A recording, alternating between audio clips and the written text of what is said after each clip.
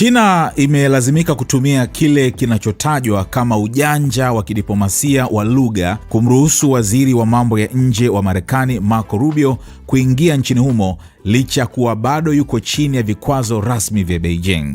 Rubio ameonekana hadharani akipeana mikono na rais wa China Xi Jinping Alhamisi hii wakati wa ziara ya rais wa Marekani Donald Trump mjini Beijing, jambo ambalo limevuta umakini mkubwa wa watu kutokana na historia ya mvutano kati ya Rubio na serikali ya China. Mwaka 2020, China iliweka vikwazo binafsi dhidi ya Rubio ambaye wakati huo alikuwa seneta wa Marekani kutokana na ukosoaji wake mkali dhidi ya sera za Beijing kuhusu haki za binadamu, hasa kuhusu namna China inavyowashughulikia Waislamu wa Uyghur katika eneo la Xinjiang.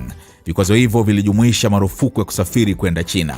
Hata hivyo, ili kumruhusu Rubio kushiriki katika mazungumzo makubwa ya Trump na Xi Jinping, mamlaka za China zilitumia mbinu ya kipekee ya kubadilisha namna jina lake linavyoandikwa kwa Kichina. Kwa mujibu wa ripoti hizo, nyaraka rasmi pamoja na vyombo vya habari vya serikali ya China vilitumia herufi tofauti ya Kichina kuandika sehemu ya jina lake Lu badala ya ile iliyokuwa imeunganishwa moja kwa moja na vikwazo vya awali.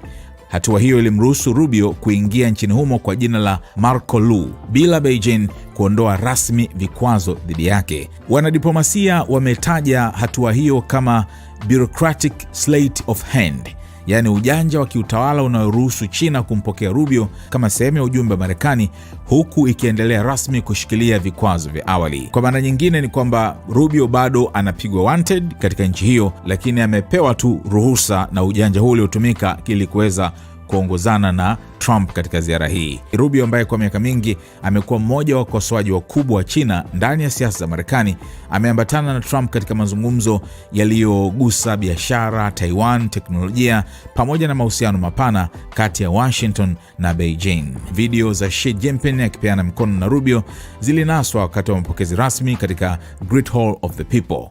Hadi sasa wizara ya mambo ya nje ya China haijatoa maelezo rasmi kuhusu mabadiliko hayo ya jina wala kuhusu namna Rubio alivyoweza kuingia nchini humo licha ya vikwazo hivyo vilivyopo.